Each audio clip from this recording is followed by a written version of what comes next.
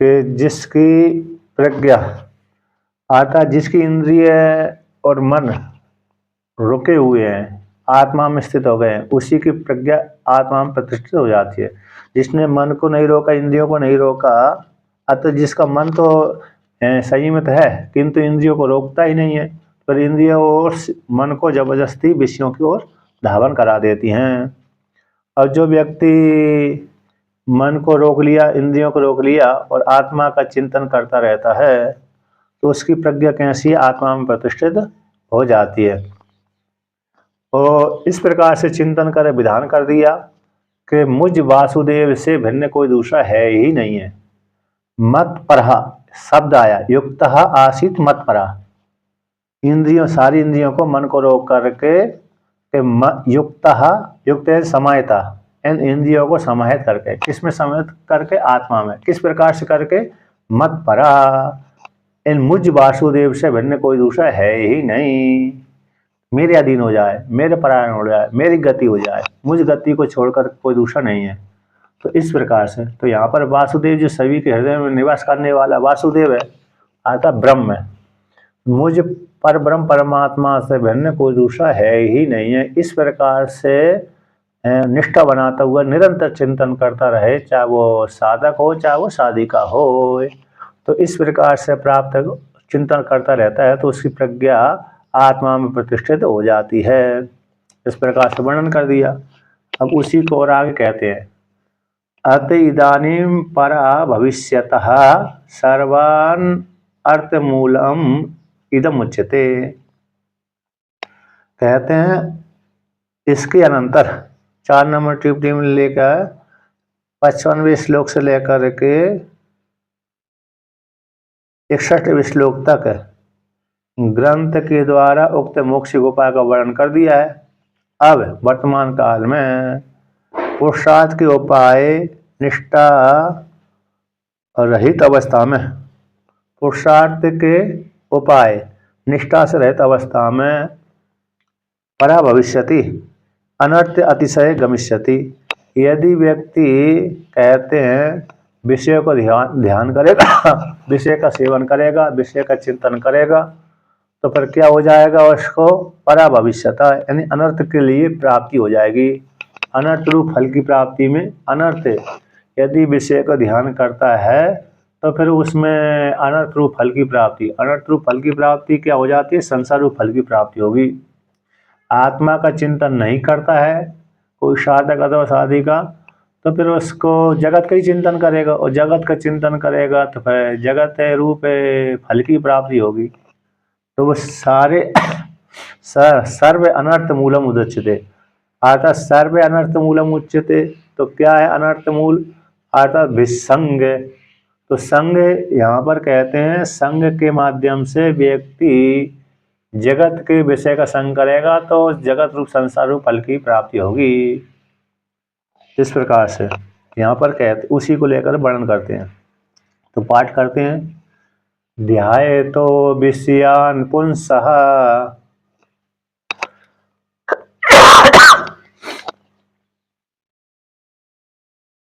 संगस्ते सुपजायते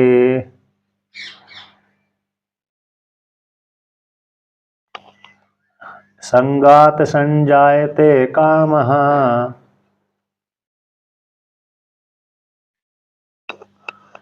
कामात् क्रोधोऽभिजायते।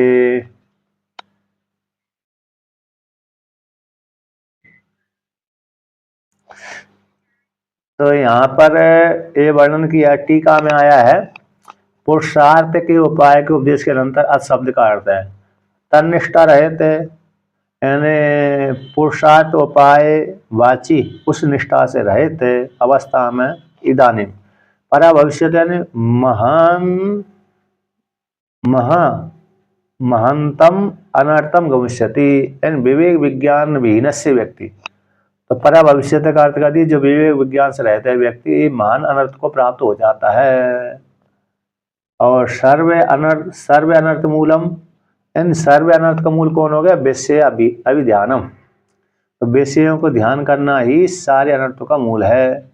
उसका तस्य उसका यानी विवेक विज्ञानहीन वाले व्यक्ति का जो परा भविष्य होने वाला, पराभव को प्राप्त होने वाले व्यक्ति का तथा तो अनुभव सिद्धम, उसके अनुभव सिद्ध को कहने के लिए भगवान इस प्रकार से कहते हैं।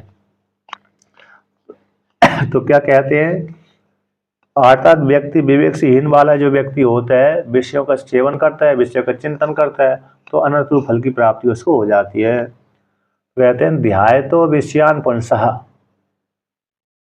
यानी पुंस यानी पुरुषः, बहुवचन का प्रयोग कर दिया। पुमान एक वचन में पुमान बनता है, बहुवचन में पुंसा हो गया। पुंस सकारांत ही प्रातिपदिक है, पुंसा। तो जो पुंस हैं पुरुष हैं, विषयों के सेवन करने से, विषयों के साथ संग करने से, अतः विषयों के ध्यान करेंगे तो पुरुष विषयों के ध्यान करने से करते हैं तो संगस तेसु पुजा, तेसु उन विषयों में संग की प्राप्ति हो जाती है, आसक्ति हो जाती है। विषय का चिंतन करने से, विषय इंद्रियों के माध्यम से, 5 ज्ञानेंद्रिय के जो 5 विषय हैं उनका चिंतन करने से उनमें संग यानी प्रीति की उत्पत्ति हो जाती है, आसक्ति हो जाती है। तो आसक्ति तेसु, उनमें आसक्ति, संग करने, विषयों का ध्यान किया, ध्यान करने पर तेसु उनके ध्यान करने पर संगस उपजाते, संग यानी प्रीति, आसक्ति उत्पन्न हो जाती है। और संग हो जाने से क्या हो जाता है, संगा संजाते कामा, और संग से फिर उसमें कामना बढ़ जाती है, प्रेम बढ़ जाता है, आसक्ति प्रीति आदि सारी बढ़ जाती है। तो कहते हैं कामना की पूर्ति हो गई तो राग बढ़ जाता है, और कामना की पूर्ति नहीं हुई, कामात् क्रोधो विजायते, यदि कामना की पूर्ति नहीं हुई तो फिर क्रोध की भी उत्पत्ति हो जाती है। हमने बाजार में गए, और बाजार में गए थे, हाँ 4-5 वस्तु रखी थी वहाँ पर, तो हमारी कामना थी ये वस्तु खरीद लूँ मैं, किंतु मेरे जाने से पहले ही किसी दूसरे व्यक्ति ने खरीद ली। अब हमारी उसमें आसक्ति थी तो फिर वो नहीं खरीद पाए, क्रोध उत्पन्न हो जाता है। अब कभी कभी कोई व्यक्ति किसी वस्तु का भोग करने जा रहा है, तो उस वस्तु भोग करने वाले व्यक्ति को तीसरे वाले व्यक्ति ने क्या कर दिया, अवरोध पैदा कर दिया। तो अवरोध पैदा कर दिया तो वो अवरोध करने वाले व्यक्ति के प्रति क्रोध उत्पन्न हो जाता है, स्वयं के मन में क्रोध प्रकट हो जाता है, क्रोध के माध्यम से आगे द्वेष आदि बनते रहते हैं। इस प्रकार से अब एक श्लोक आता है, श्लोक कहते हैं विषयस्य विषयाणाम च, विषस्य विषयाणाम च दूरम अत्यंत मंतरम उपभुन्नम विषम हंति विषय स्मरणादपि। तो कहते हैं उपभोक्तम, उपभुन्नम लिखा है, उपभोक्तम भी हो सकता है। तो उपभोक्तम विषम हंति विषय स्मरणाद अपि, कहीं का होगा, मैंने तो लिखा है, मैंने तो लिखा है, मालूम नहीं कहाँ का है। तो कहते हैं विषस्य विषयाणाम च, विषस्य और विषयाणाम च दूरम अत्यंत अंतरम, दूर से ही, अत्यंत भेद, भिन्न अवस्था वाले हैं और दूर से त्याग देना चाहिए। अलग अलग अवस्था को, एक विषय है एक विषय है, तो दूर है, इनका अलग अलग कार्य है, और अंतर भी है, भेद भी है। अत्यंत अंतरम, अत्यंत भिन्न भेद वाले हैं, दूर हैं, एक दूसरे से भिन्न भिन्न। किंतु कहते हैं विषम उपभन्नम हंति, यानी विषम उपभोक्तम हंति, विषय को खाने से व्यक्ति, वो विष को जो खाएगा व्यक्ति वो मारा जाएगा, तो विष तो खाने पर ही मारता है। किंतु कहता है विषया स्मरणाद अपि, और विषया तो मात्र कैसे हैं, स्मरण करने मात्र से ही मार देते हैं पुरुषों को, चाहे वो पुरुष हो चाहे स्त्री हो। तो स्त्री पुरुष यदि विषय का सेवन, विषय का स्मरण करते हैं तो स्मरण करने से ही वो कैसे कर देते हैं, मारते हैं। जैसे विष तो मात्र खाने मात्र से मारता है, जब तक नहीं खाएगा व्यक्ति तब तक विषय को विष नहीं मार सकता। किंतु विषयों का सेवन नहीं किया, किंतु स्मरण मात्र किया है, स्मरण करने मात्र से ही व्यक्ति क्या कर देता है, मार देता है वो विषय। ये आया है, इसलिए विषयों के में का ध्यान करने से उसमें संग के उत्पन्न हो जाने से उसमें कामना बढ़ जाती है, कामना की पूर्ति हो गई तो राग बढ़ गया, राग कामना की पूर्ति नहीं हो गया तो क्रोध की प्राप्ति हो गई। अब भगवान भाष्यकार इसको व्याख्यान करते हैं। हाँ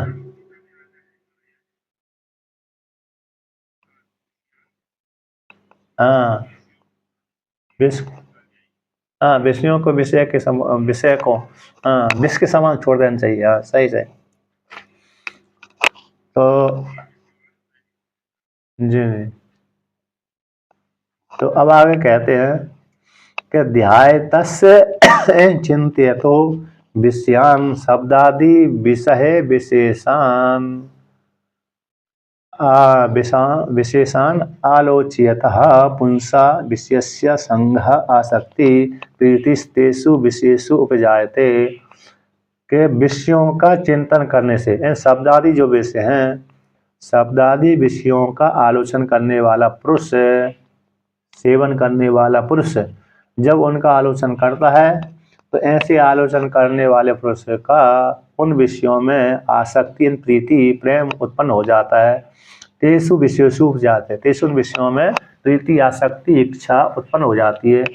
संगात संग से संगात प्रीति से, संगात संग से प्रीति उत्पन्न हो जाती है, आसक्ति हो जाती है। संगात प्रीति संजायते समुत्पद्यते काम, संगरूप प्रीति से सम्यक रूप से उत्पन्नते संजायते सम्यक रूप से उत्पद्यते। कौन? कामा एन तृष्णा उत्पन्न हो जाती है। कामात कुतश्च, और काम से क्या हो जाता है? कहते कुतश्चित, कभी कभी, कहते प्रतिहितात क्रोधो अभिजायते। जब कामना की पूर्ति हो गई तो और तृष्णा और बढ़ जाती, राग हो जाता है। जब कामना की पूर्ति नहीं हुई, प्रतिहत हो गई कामना का, किसी ने अवरोध कर दिया तो कैसे उसमें क्रोध उत्पन्न हो जाते। जैसे दृष्टांत दे दिया, अरे महाभारत का ले लो, भीष्म महा, अम्बा, अंबिका, अम्बालिका, तीना का स्वयंवर था काशीराज की कन्याओं का। अब वहां पर अरे बहुत से राजा गए थे, किंतु भीष्म ने तीनों कन्याओं का अपहरण कर लिया। जब अपहरण कर लिया तो जो अन्य राजाओं के मन में इच्छा थी कि हम हमारा विवाह इस राजकुमारी से हो, किंतु वो अन्यों की इच्छा पूर्ति नहीं हो पाई, है ना, क्योंकि वो यद्यपि कामना लेकर गए थे किंतु कामना का प्रतिहत हो गया। भीष्म ने सभी को हरा दिया। जब हरा दिया तो फिर वो क्रोधित होकर के, दुखी होकर के रह गए, तो प्रतिहत हो गई उनकी कामना। तो भीष्म से बदला लेने के लिए बहुत से राजाओं ने फिर युद्ध भी किया था। हाँ, बदला लेने के लिए क्या किया था? युद्ध भी किया था। तो किंतु क्या हो गया? पुनः हार गए। ऐसे द्रौपदी स्वयंवर में भी है, रुक्मणी स्वयंवर में, रुक्मणी के विवाह में भी ऐसा ही हुआ। इस प्रकार से विशेषु विशेषत्वम आरोपित रमणीयम। तो विषयों में जो विशेषत्व के आरोपित रमणीय, रमणीयत्व जब उनमें विषयों में बैठ जाता है तभी व्यक्ति की क्या हो जाती है? आसक्ति हो जाती है। प्रीति नहीं आसक्ति, साधारणम आसक्ति मात्र गृह्यते, तृष्णयति आसक्ति प्रतिबंधन नाशेन वा प्रतिहति। अब आगे कहते हैं आगे का क्रोधात भवति सम्मोह। तो कहते हैं, पार्टी करते हैं, क्रोधात भवति सम्मोह,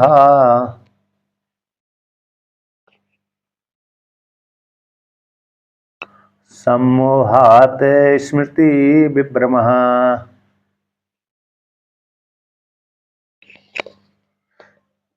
स्मृति भ्रंशाद बुद्धिनाशो,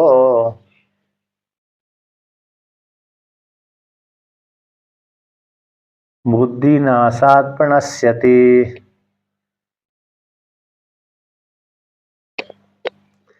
कहते क्रोधात भवति सम्मोह। अब क्रोध हो गया, अब क्रोध हो जाने के पश्चात सम्मोह, सम्मोहन कार्य और अकार्य विवेक वैकल्प रूप, सम्मोह कर किम कर्तव्य विगुण हो जाता है। क्रोध के आ जाने पर व्यक्ति को कभी कभी सूझ पाता है, कभी कभी नहीं सूझ पाता है। यानी क्रोध, जैसे हमारे सामने शत्रु हमारा बलवान है, अब बलवान शत्रु है तो करें तो क्या करें? यदि शत्रु कमजोर है तो उसके प्रति क्रोध करके उसको संहार कर दिया जाता है, शत्रु को मार दिया जाता है ना। क्रोध करके, क्रोध भी यदि युद्ध क्षेत्र में गया हुआ योद्धा है, क्रोध ना आए तो सामने वाले व्यक्ति को भी मार नहीं सकता है, बिना क्रोध के मार भी नहीं सकता। किसी वहां पर युद्ध क्षेत्र में क्रोध आना अनिवार्य है। बिना क्रोध के युद्ध लड़ना भी मतलब खतरा से खाली नहीं रहता है, क्योंकि सामने वाले हैं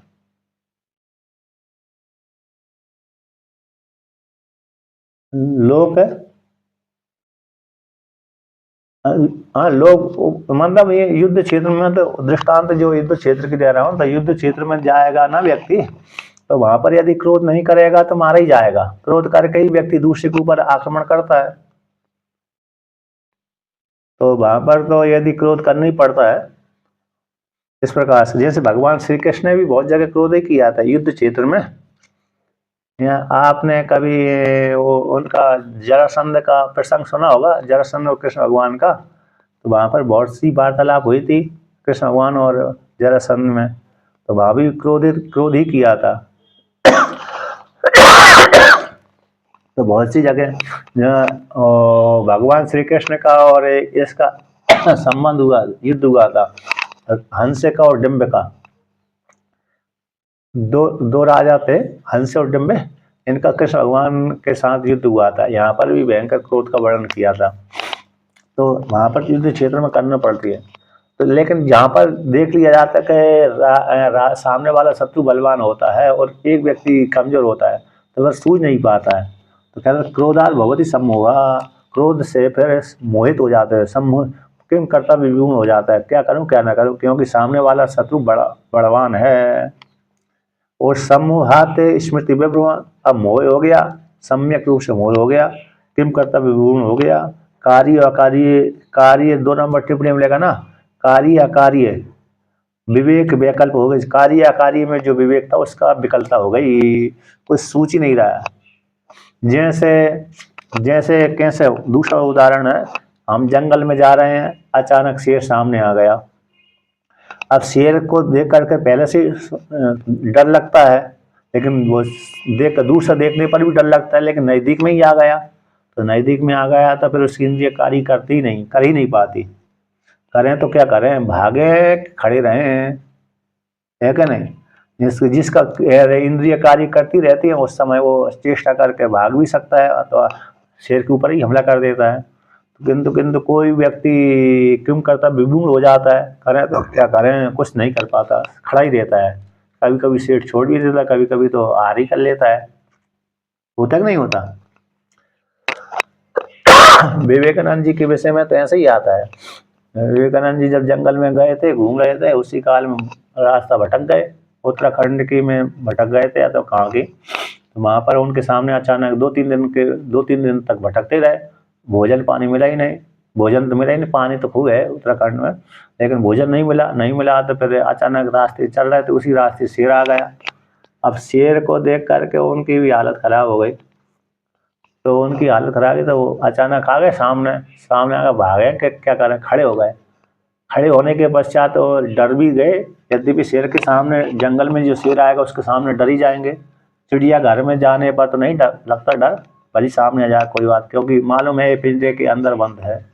किंतु जब जंगल में आमने सामने है तो वहाँ तो डर लग जाता है। तो उनके मन में विचार आया कि जैसे जिस प्रकार से मैं 3 दिनों से भूखा हूँ, मेरे को भोजन मिल जाने पर कितना आनंद आएगा, उसी प्रकार ये भी भूखा है तो मेरा भोजन कर लेगा तो इसको कितना आनंद आएगा। ऐसी विचार उनके मन में आंखें बंद करती करती सूझ रही थी। आंख तो बंद हो गई थी, आंख है ना उनकी बंद हो गई थी। अब बाद में ऐसे सोचते सोचते वो शेर भी कुछ हमला नहीं किया, ईश्वर के द्वारा नियंत्रित होने के कारण, तो नज़दीक से उनके पास ही निकल गया शेर। और जब शेर निकल गए कुछ देर के बाद उन्होंने आंखें खोली तो फिर देखा कि शेर ही नहीं है। ऐसी हमने सुना है, इति सुश्रम धीराणाम, है क्या नहीं, पुस्तक में लिखा है कि नहीं लिखा ये मालूम। मैंने तो प्रवचन मैंने तो सुना है महाराज जी के मुकाबले में।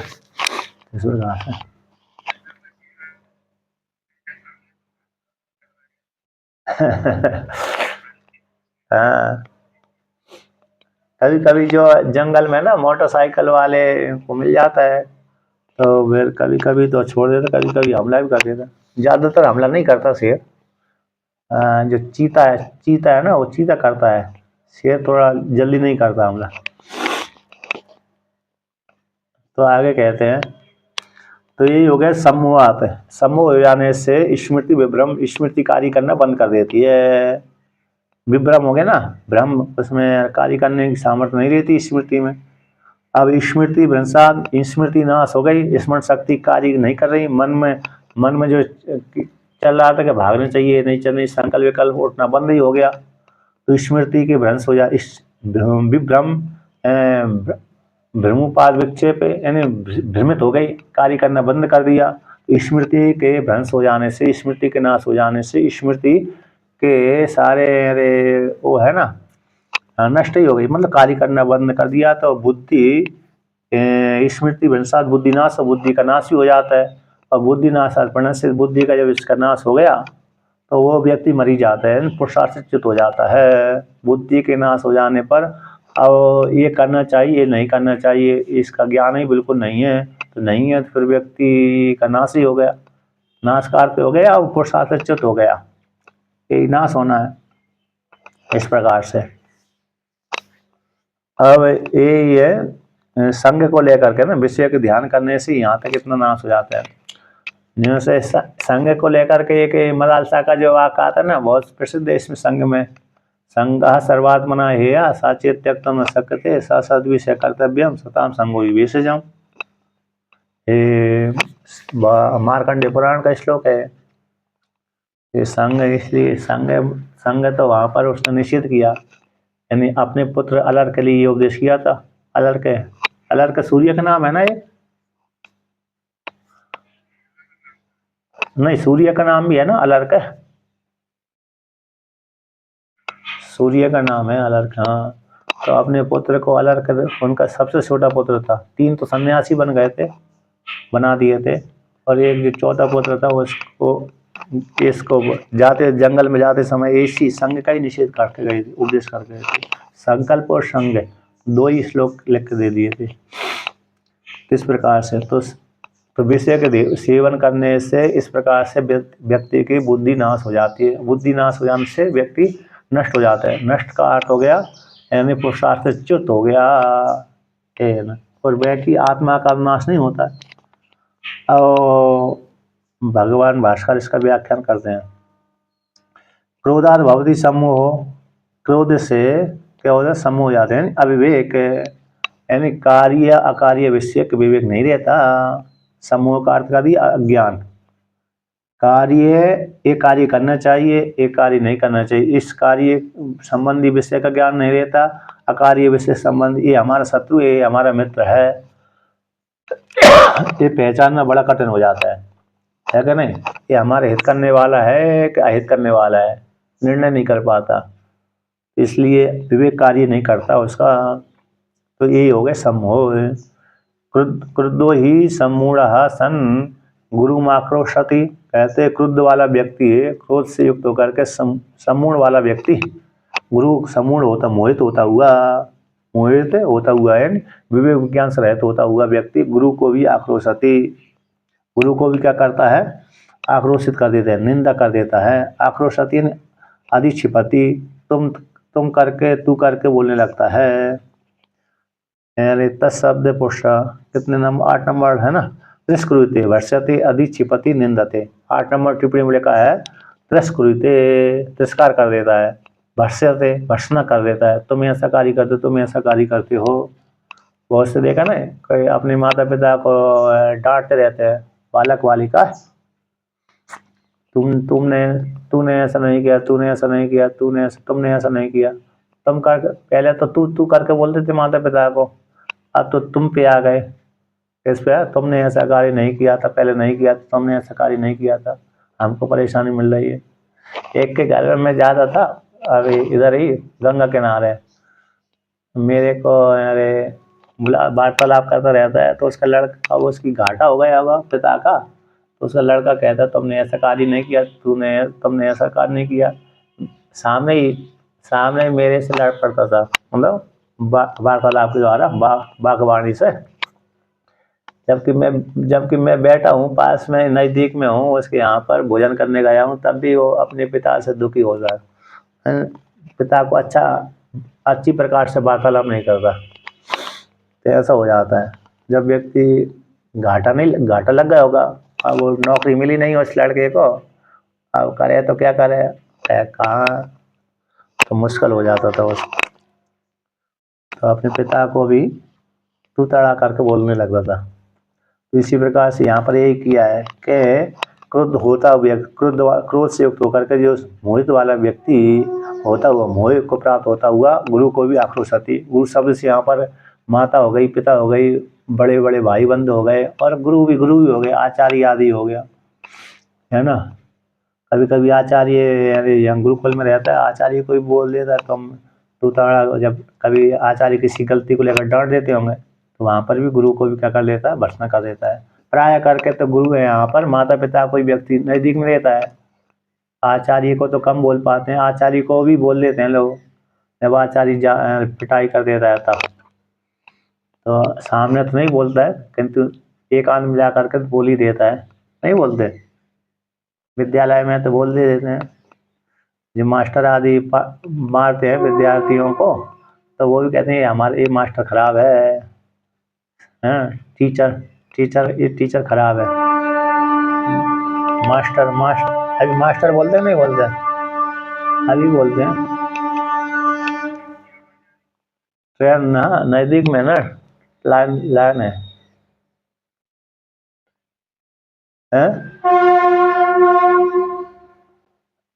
नहीं, हमारे इधर नजदीक लाइन है, ट्रेन लाइन।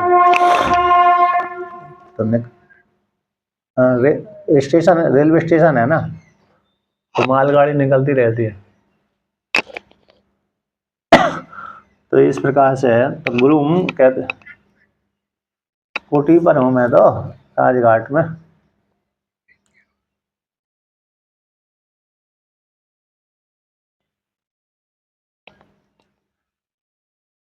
चलिए अब आगे कहते हैं, सम्मोहात स्मृति विभ्रमा, सम्मोह से स्मृति विभ्रम। विभ्रम का अर्थ कहते हैं सम्मोह हो गया, अब गुरु को आक्रोशन कर दिया, तिरस्कार कर देता है व्यक्ति, सम्मोह जाने से स्मृति विभ्रम हो जाती है। विभ्रम का अर्थ करते हैं, कहते हैं शास्त्र आचार्य उपदेश अहित संस्कार जनिताया स्मृति स्यात्। विभ्रमो भ्रंशा, कहते हैं शास्त्र और आचार्य के उपदेश से युक्त संस्कार जनित स्मृति से स्याद, जो कैसे विभ्रम हो जाता है, विभ्रम में ध्वंस हो जाता है। विभ्रम यानी शास्त्र आचार्य को द्वारा दिया, शास्त्र आचार्य के द्वारा दिया गया उपदेश कैसे उसके वो स्मृति में बैठता नहीं है ना, स्मृति का नहीं होता, बैठता नहीं है। सही है ना। शास्त्र आचार्य के उपदेश से युक्त अहित, अब वहाँ पर अहित ही शब्द ही है, शास्त्र आचार्य के उपदेश से अहित, अहित हित यानी हितकर हो जाता है, न हित अहित, और अहित शब्द का अर्थ है उपदेश भी हो जाता है। शास्त्र आचार्य के द्वारा उपदेश से युक्त संस्कार जनक स्मृति कैसे नाश हो जाता है। विभ्रम, तो विभ्रम यानी भ्रंश है। स्मृति उत्पत्ति निमित्त प्राप्त अनुत्पत्ति, तो स्मृति के नष्ट हो जाने पर, स्मृति की उत्पत्ति के जो निमित्त की प्राप्ति होने पर भी उत्पत्ति नहीं हो पाती। शास्त्र आचार्य के उपदेश से युक्त जो स्मृति बनी हुई थी उस स्मृति का नाश हो जाता है। स्मृति की उत्पत्ति के निमित्त की प्राप्ति होने पर भी उत्पत्ति नहीं हो पाती। मतलब जैसे बहुत से व्यक्ति है ना, अरे क्या होता है कि किसी ने प्रश्न किया तो उत्तर मन में तो सूझ रहा है, लेकिन अभिव्यक्त नहीं कर पाता, है ना, बोल ही नहीं पाता, होता कि नहीं होता। स्मृति मन में उत्तर तो है लेकिन बाहर अभिव्यक्त नहीं कर पा रहा। तो स्मृति की उत्पत्ति के निमित्त की प्राप्ति होने पर भी अनुत्पत्ति आता, तो उस स्मृति नहीं आ पाती, बोल ही नहीं पाता। इस प्रकार से इसमें कौन कर रही है, क्षणिकत्व, अतः क्षणिकत्वाद एव तस्य स्वतो नास्य समवात न सम्मोहो अधीनत्वम तस्यति। यहाँ पर टीकाकार कहते हैं कि स्मृति तो कैसी होती है, स्मृति निमित्त के निवेदन द्वारा स्वरूप निरूपति, स्मृति के निमित्त के निवेदन द्वारा स्वरूप को निरूपति। स्मृति कैसी होती है, स्मृति का लक्षण किया है हमारा। तो कहते इस शास्त्र आचार्य के उपदेश से युक्त संस्कार जनित स्मृति कहती। स्मृति क्या है? शास्त्र आचार्य के उपदेश के संस्कार से जनित स्मृति का। ये यहाँ पर जो है ना, शास्त्र आचार्य उपदेश अहित संस्कार जनता है स्मृति स्याद, इतना लक्षण है स्मृति। स्मृति इसी को कहते हैं कि शास्त्र के द्वारा संस्कृत, आचार्य के उपदेश से संस्कृत, आचार्य ने उपदेश कर दिया शास्त्र पूरा, तो शास्त्र और आचार्य और अन्य अन्य जब कुछ शास्त्र से कुछ शास्त्र आचार्य के द्वारा पढ़ लिए, कुछ अपने आप ही पढ़ लिए, क्योंकि बहुत से शास्त्र व्यक्ति आचार्य नहीं पढ़ा पाता, बहुत से हैं, तो आचार्य ने प्रधान प्रधान शब्द पढ़ा दिए, व्याकरण आदि पढ़ा दिया।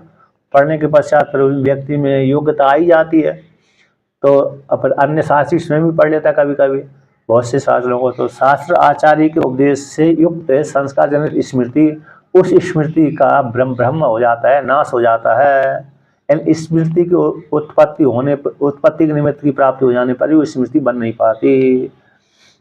तो यहाँ पर कहते हैं स्मृति तो क्षणिकत्व होने से, क्षणिक होने से तस्य उसका स्वरूप है स्वतः नाश संभव हो जाता है, स्वतः तस्य उसका स्वतः नाश संभव हो जाता है, न संभव अधीनत्व, संभव के अधीन नहीं है। तो ऐसी प्राप्ति हो जाने पर कहते हैं तो उस स्मृति कैसे विभ्रम हो जाता है। स्मृति की प्राप्ति, स्मृति की उत्पत्ति के निमित्त की प्राप्ति होने पर भी व्यक्ति अभिव्यक्त नहीं कर पाता, यही है। यद्यपि स्मरण थोड़ी देर के लिए स्मरण होता है स्मृति, इसके पश्चात नष्ट हो जाती है, क्षणिकत्व होती है ना। व्यक्ति चिंतन कर रहा है, एक क्षण में जो वृत्ति बनी, स्मरण हुआ तो दूसरी स्मृति बन गई, तो पहली बार नष्ट हो गई, दूसरी अभिव्यक्त हो गई, है ना। क्षण क्षण में स्मृति नष्ट होती रहती है। एक क्षण वाली, जैसे हम काशी में गए थे तो काशी वाली स्मृति बन गई, उसी क्षण किसी ने अयोध्या की बोल दिया तो अयोध्या वाली स्मृति बन गई, उसी समय थोड़ी देर बाद किसी व्यक्ति ने अरे मथुरा का बोल दिया, वृंदावन की बोल दिया, वृंदावन वाली स्मृति बन जाती है। तो कहते हैं तो यदि स्मृति तो क्षणिक होने से स्वतः ही नाश संभव हो जाता, तो मोह के अधीन, न मोह के अधीन तो उसका स्मृति का नाश है। कहते हैं स्मृति की उत्पत्ति के निमित्त होने पर भी, निमित्त की प्राप्ति होने पर भी उसकी उत्पत्ति नहीं हो पाती। ततः स्मृति भ्रंशात बुद्धिनाश, स्मृति के भ्रंश हो जाने से, स्मृति की उत्पत्ति न होने से, अभिव्यक्त न होने से बुद्धि का नाश हो जाता है। यानी उत्तर दे नहीं पाता। किसी व्यक्ति ने प्रश्न कर दिया, प्रश्न करने पर उत्तर नहीं दिया तो फिर फेल ही हो जाता है। जैसे विद्यार्थी हो गया, किसी जो क्या बोलते हैं, प्रैक्टिकल करवाते हैं ना, मौखिक परीक्षा लेते हैं, तो मौखिक परीक्षा में प्रश्न कर दिया आचार्य ने, अब आचार्य ने प्रश्न कर दिया तो फिर उसका यदि किसी को बुद्धि तीव्र कार्य करती है तो उत्तर दे देता है, किसी की बुद्धि कार्य करती नहीं कर पाती, स्मरण हो ही नहीं पाता। प्रश्न सुन लिया तो प्रश्न पढ़ा भी था, उत्तर ही पढ़ा था, लेकिन वो अभिव्यक्त हो नहीं पाया, उत्तर दे नहीं पाया, तो बुद्धि नाश हो गई उसकी। स्मृति उत्पत्ति होने पर भी स्मृति की उत्पत्ति के निमित्त तो प्राप्त हो गए, प्रश्न के अनुसार उत्तर तो बन रहा था, देने की योग्यता थी, लेकिन अभिव्यक्त नहीं हो पाया, कर ही नहीं पाया, तो फेल हो जाता व्यक्ति। तो ततश्च स्मृति भ्रंशानाश बुद्धिनाश, स्मृति के नष्ट हो जाने से, उस पूरी ठीक याद ना आने से बुद्धि का नाश हो जाता है। वो कहते हैं कार्य अकार्य विषय विवेक अयोग्यता अंतःकरण से बुद्धिनाश उच्यते। बुद्धिनाश को क्या कहते हैं कि कार्य विषय ज्ञान, अकार्य विषय ज्ञान की योग्यता, अयोग्यता, कार्य विषय ज्ञान की योग्यता न होना, विवेक की अयोग्यता है ना, विवेक अयोग्यता है, तो कार्य विषय ज्ञान का न होना और अकार्य विषय ज्ञान का न होना, ऐसे अंतःकरण रूप बुद्धि का नाश उच्यते। कार्य ज्ञान न होना और कार्य का ज्ञान न, हाँ, तो यही है। तो कहते हैं कार्य अकार्य विषय, कार्य विषयक ज्ञान की योग्यता न होना और कार्य विषय ज्ञान का न होना और अकार्य विषय विवेक का ज्ञान की योग्यता न होना, इसी का नाम है बुद्धि अंतःकरण। बुद्धि यानी अंतःकरण का नाश उच्यते, यानी उस काल की बुद्धि नाश हो गई। और वैसे मन बुद्धि नष्ट नहीं होते, जब तक शरीर रहेगा तब तक बना ही रहेगा मन बुद्धि। उस प्रकार का ज्ञान नष्ट हो गया, मतलब उस प्रकार अंतःकरण का नाश हो जाता है, यानी पुरुषार्थ से च्युत हो जाता है। बुद्धि नाशात प्रणश्यति, बुद्धि के नाश हो जाने से वो नष्ट हो जाता है। नष्ट का अर्थ यही हो गया कि अरे व्यक्ति अरे पुरुषार्थ से होना। यहाँ पर वर्णन कर दिया। कहते हैं क्या करते हैं,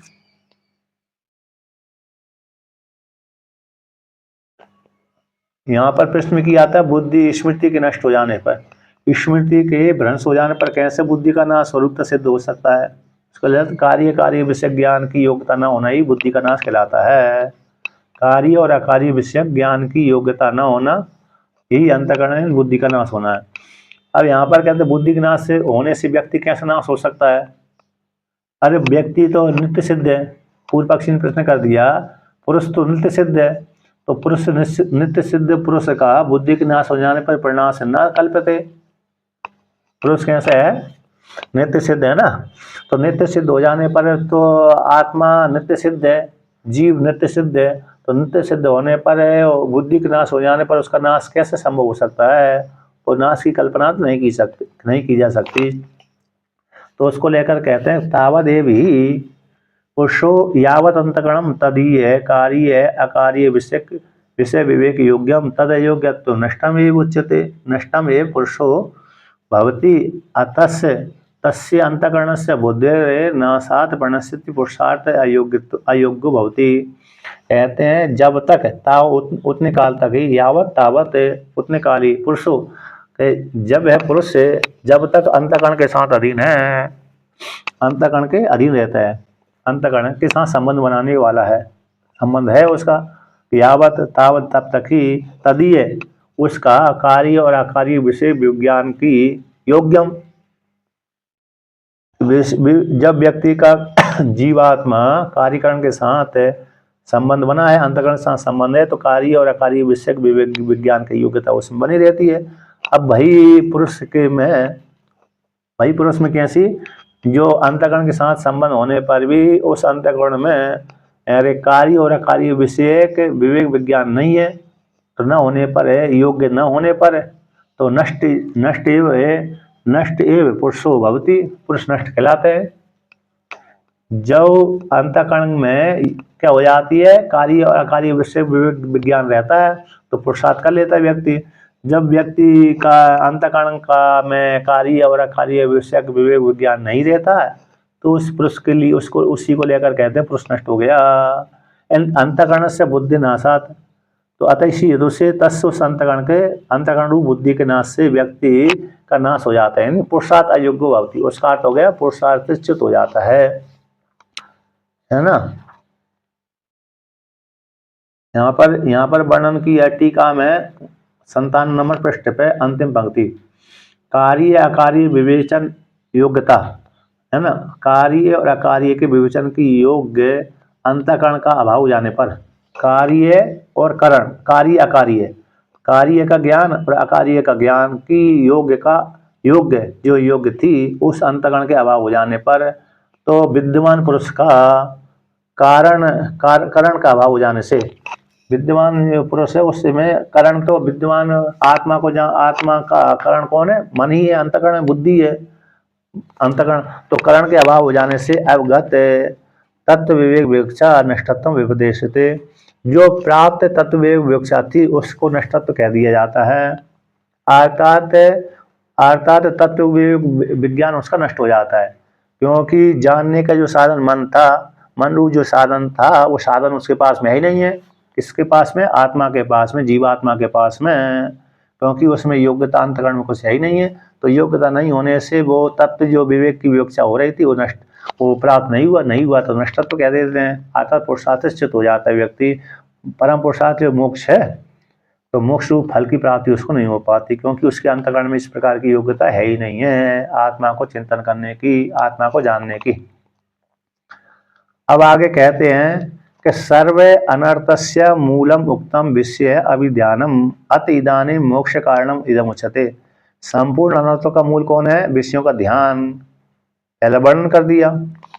कितने नंबर श्लोक में, कहते हैं 62वें श्लोक में, संपूर्ण अनर्थों का मूल जो विषय का ध्यान है, ऐसा कह दिया। अब इसके अंतर इदानीं अब ऐसा कथन करने के अनंतर, अनंत मूल के कथन करने के अनंतर इदानीं अब वर्तमान काल में कहते हैं मोक्ष के कारण को कहते हैं। तो मोक्ष का हेतु ये है, इस प्रकार से आत्मा का चिंतन करेगा, विषयों का त्याग करके आत्मा का चिंतन करेगा तो व्यक्ति को मोक्ष फल की प्राप्ति हो जाएगी। तो उसी को लेकर के 64वें श्लोक कहते हैं, पाठ करते हैं। राग द्वेषे वियुक्तेस्तु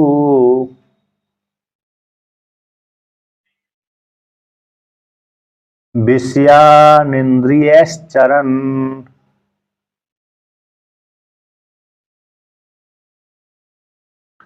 आत्मवश्यैर्विधेयात्मा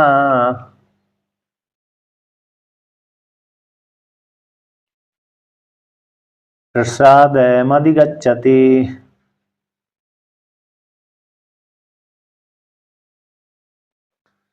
तो यहाँ पर कहते हैं राग द्वेष वियुक्तेस्तु, राग द्वेष से रहते, वियुक्त यानी विगता निर्गता, युक्ति यस्मा से वियुक्त, राग द्वेष से रहते होकर के और विषयों के द्वारा, विषयों को विषयान इंद्रिय चरण, इंद्रियों के द्वारा विषय का सेवन करता है। चलती का नाम गाड़ी, रुक गई तो खटारा।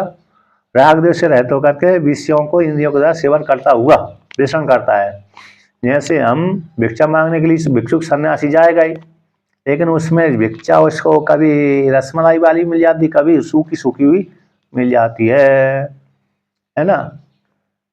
कभी कभी तो रसमलाई वाली मिल ही जाती है, कभी कभी नहीं मिलती है, ज़्यादातर तो नहीं मिलती है। और अधिकतर कमी जब कभी किसी पर्व के दिन ही व्यक्ति मिष्ठान बनाते हैं गाँव वाले, तो मिष्ठान वाले हैं उस दिन मिष्ठान मिल जाती है। मैं एक महीना एक गंगा किनारे रहा एक कुटी पर, एक महात्मा जी के साथ। तो वहाँ पर नियम था, आज इसके घर से भोजन आएगा, कल उसके घर से भोजन आएगा, परसों उसके घर से भोजन आएगा। तो जब भोजन आता तो फिर वो सामान नहीं लेके आते थे, लेकिन कोई विशेष पर्व होता तो खीरा मतलब अच्छा मिष्ठान बना के लेके आते, लेकिन विशेष पर्व पड़ा ही नहीं तो लेके नहीं आते थे। और दूसरी कभी कभी अच्छा ही बनाते हैं, कहते हैं कि अपन एक महीने के बाद हमारा नंबर आया है, कहीं कहीं अच्छी श्रद्धा रहती है तो कहते हैं अच्छा नंबर हमारा एक महीने के बाद नंबर आया तो हम महात्मा जी को अच्छा भोजन करा के अच्छा भोजन कराएंगे। तो ऐसे लोगों को फिर अच्छा भोजन बना के खिलाते हैं बहुत जगह। तो इस प्रकार से तो दोनों प्रकार से, तो कभी तो यहाँ पर कहते हैं यही है कि विषयान, तो अनिषिद्धान यहाँ पर एक नंबर टिप्पणी में दिया है, अनिषिद्धान विषयाम, विषयान है ना, विषयाम विषयान, अनिषिद्धान विषयान, वहाँ पर विषयान विषयान है ना, विषयाम लिखा है। तो अनिषिद्धान विषयान शरीर स्थिति हेतु मात्र भोजन आच्छादन आदीन आदीन अवर्जनीयान, यानी शरीर की स्थिति के लिए, शरीर की स्थिति के लिए शरीर की स्थिति में हेतु मात्र कौन, भोजन आचरण आदि को छोड़ करके, यानी व्यक्ति इनको त्याग ना कर, इनको त्याग कर देगा तो फिर व्यक्ति को साधन की सिद्धि नहीं होगी। तो विषयों का सेवन कर, इंद्रियों के द्वारा विषयों का सेवन करता हुआ आता, भिक्षाटन करता हुआ, भिक्षाटन में भोजन प्राप्त होगा। और फिर शरीर ठंडी और गर्मी से बचने के लिए, वस्त्र आदि पहनना चाहिए, है ना। गर्मी से बचने के लिए तो कुछ छाता माता लगा लेना चाहिए। तो इनका सेवन करता हुआ और विशेष रूप से अनासक्त भाव से युक्त होकर के उन, तो अब जहाँ भी रहता है वहाँ पर भोजन आदि जैसे मिल गया वैसे ही है, लेकिन निषिद्ध भोजन नहीं करना चाहिए। यहाँ पर कहते हैं अनिषिद्धान विषयान, निषिद्ध कौन हो गया, मदरा है, मांस है और दूसरे भी हो गए, है क्या नहीं। मांसाहारी जो वस्तु होती है, तामसी वाली वस्तु होती हैं, तो उनको त्याग करके मांसाहारी वस्तुओं को, मदरा आदि का त्याग करके, तो राग द्वेष से रहित होकर के व्यक्ति जब इस प्रकार से विचरण करता है, चिंतन करता है, तो आत्मवश्य विधि आत्मा, आत्मवश्य मतलब आत्म शब्द यहाँ पर मनवाची, जब वश्य ने अधीन कर लिया है, मन को अधीन होगा, मन को अपने इंद्रियों के द्वारा, इंद्रियों को मन को अधीन करके, मन के द्वारा इंद्रियों को अधीन करके, मन के द्वारा इंद्रियों का अधीन हो गए, आत्मवश्य आत्मा के अधीन हो गई इंद्रियां। ऐसे विधेय आत्मा, यानी यहाँ पर विधेय वशीभूत आत्मा मनो यस्य, जिसका अंतकरण भस्म हो गए ऐसा व्यक्ति, तो विधेय आत्मा वाला व्यक्ति, यहाँ पर विधेय आत्मा वाला व्यक्ति, तो यहाँ पर आत्मा आ जाएगी और समास है। और आत्मवश्य शब्द में जो आत्मा शब्द आया है ये अंतकरण का वाचक है। वश्य नहीं अधीन हो गए हैं, मन को अधीन, मन के द्वारा अधीन हो गई हैं इंद्रियां, इंद्रियों के माध्यम से। तो विधेय आत्मा वाला यानी अंतकरण, तो दोनों को विधेय यानी अधीन कर लिया आत्मा, अंतकरण जिसका अंतकरण बस में ऐसा वाला व्यक्ति प्रसादम अधिगच्छति, प्रसादम अधिगच्छति प्रसन्नताम चित्तस्य स्वास्थ्यम आत्मीयतात्म साक्षात्कार योग्यता। तो प्रसादकार हो गया आत्म साक्षात्कार भाव को प्राप्त कर लेता है। तो मूल पूरा वाक्य का अर्थ हो गया, जो व्यक्ति निषिद्ध वस्तुओं को त्याग करता हुआ, अनिषिद्ध वस्तुओं का सेवन करता हुआ, राग द्वेष रहित होकर के अंतकरण को समाहित करके निरंतर आत्मा का चिंतन करता हुआ जो ऐसे साधक है, वह साधक साधिका शीघ्र ही, निश्चित रूप से शीघ्र ही उस आत्मरूप फल को प्राप्त कर लेता है ना। क्या कर लेता है? आत्मरूप फल को प्राप्त कर लेता है। अब आगे कहते हैं, भगवान भास्कर इसका व्याख्यान करते हैं कि राग द्वेषस्तु, राग द्वेष व्यक्त है, इससे रागस्य द्वेषस्य राग द्वेष, राग द्वेष से व्यक्त हो गया है अंतकरण जिसका, रागस्य द्वेषस्य राग द्वेष से रहते है। तत्पुरः सरह ही इंद्रियाणी प्रवृत्ति ही स्वाभाविकी, क्योंकि राग द्वेष पूर्वक की इंद्रियां प्रवृत्ति होती हैं, उनका स्वाभाविक गुण है। इंद्रियों का स्वाभाविक गुण है कि राग द्वेष से युक्त होकर प्रवृत्त होना।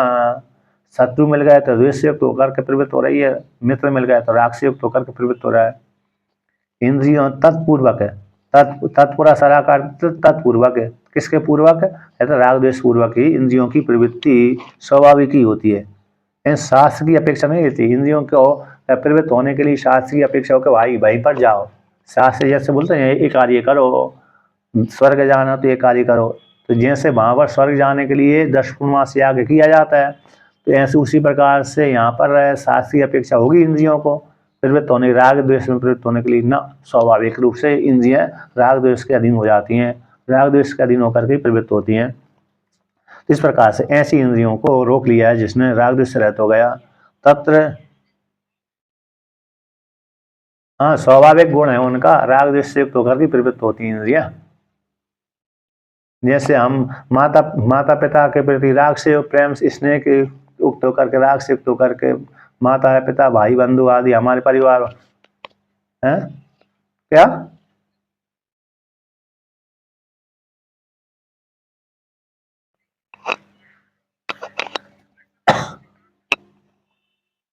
मालूम है, हो सकता है।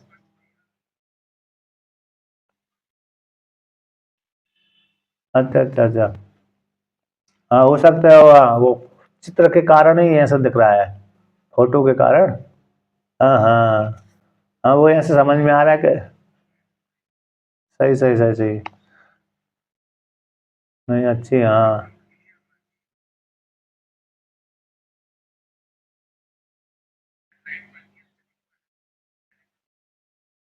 अच्छा अच्छा सही सही, वो तो हाँ अच्छी बात है, और बहुत बैकग्राउंड बदल लेंगे।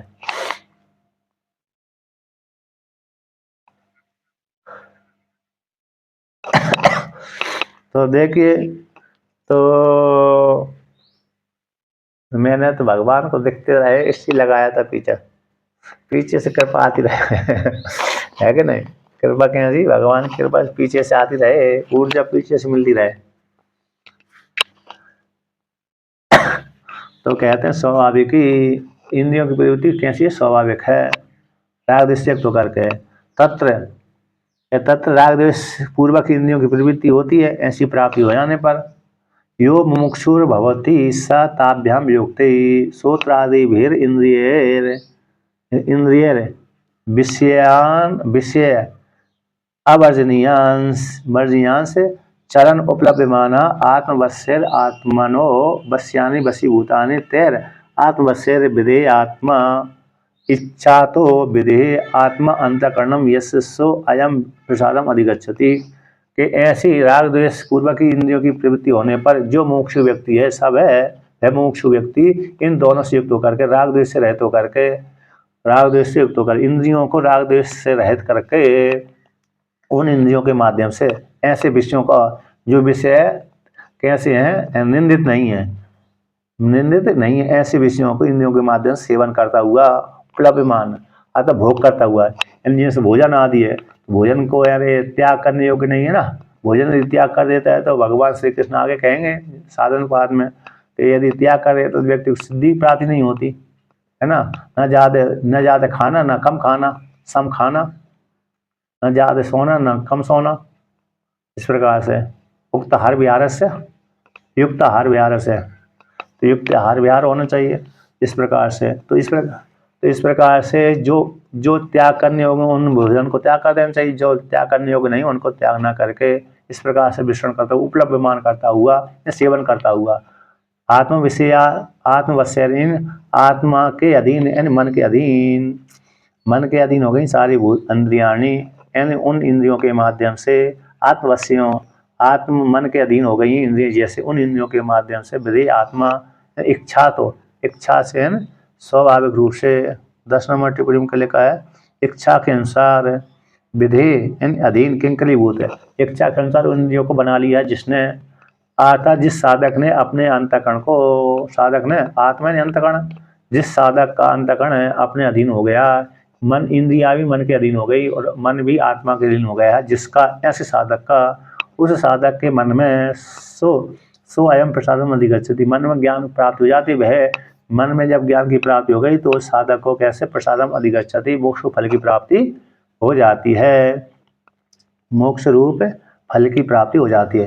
तो प्रसादेन प्रसन्नता स्वास्थ्यम प्रसाद का प्रसन्नता यानी स्वास्थ्य भाव की प्राप्ति हो जाती है अर्थात कृतकृत हो जाता है और जिसको मोक्ष फल की प्राप्ति हो गई वो कृतकृत हो गया और जिसको नहीं हुई तो वो कृतकृत नहीं हुआ है ना। जिसको मोक्ष फल की प्राप्ति हो गई है वो तो कृतकृत हो जाता है और जिसको मोक्ष फल की प्राप्ति नहीं हुई तो भाई वो ऐसे ही रहता है कैसा रहता है दुखी भी रहता है कभी सुखी रहता है कभी दुखी रहते हैं। जब तक मोक्ष फल की प्राप्ति जब तक ब्रह्म ज्ञान नहीं होगा तब तक व्यक्ति ऐसे ही बना रहेगा सुखी दुखी दोनों ही बना रहेगा ठीक है नहीं। तो प्रसाद का अर्थ मतलब यहाँ पर तो नहीं यहाँ प्रसाद का अर्थ हो गया मन के प्रसाद का सीधा है मोक्ष फल की प्राप्ति हो जाती है मतलब शरीर से स्वस्थ हो गए वो तो रोगी भी हो जाता है वृद्धावस्था में तो रोगी हो जाता है शरीर तो लेकिन यहाँ पर तो ये हो जाएगा मतलब सीधा मोक्ष फल की प्राप्ति हो गई उसको। ठीक है मैं भी नहीं हाँ तो प्रसाद का अर्थ यहाँ पर यही अर्थ है यानी मोक्ष फल की प्राप्ति हो जाती है स्वस्थ हो गया मतलब मन में प्रसन्नता हो गई अब मन कृतकृत हो गया अपने आप को धन्य हम चाहे वो उसमें शरीर में रोग हो चाहे ना हो शरीर में चाहे वृद्धावस्था है चाहे जवानी रहे चाहे कैसे हो चाहे धनाढ़ हो चाहे गरीब हो लेकिन उसके मन में कोई विकार कोई भाव उत्पन्न होती नहीं है तो मन में यही प्रसन्नता होती है धन्य हूँ मैं ब्रह्म हूँ कृत्य हम धन्य हम है ना कृत्य हम पंचदशी में आता ना धन्य हम वाक्य आते हैं इस प्रकार से। अब आगे के पार्ट फिर कल करेंगे।